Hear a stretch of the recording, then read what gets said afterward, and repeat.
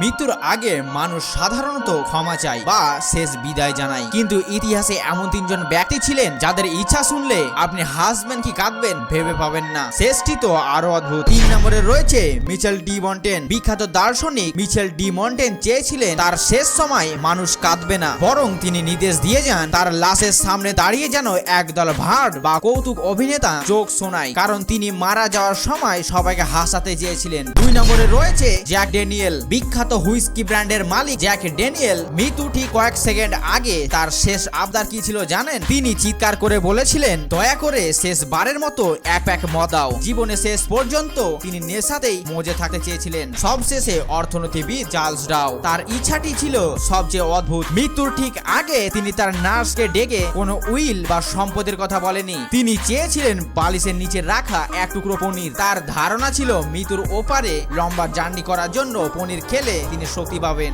আপনার শেষ ইচ্ছা কি হতে পারে কমেন্টে জানান। আর এই রকম অদ্ভুত নতুন নতুন ভিডিওর জন্য সাবস্ক্রাইব করতে ভুলবেন না।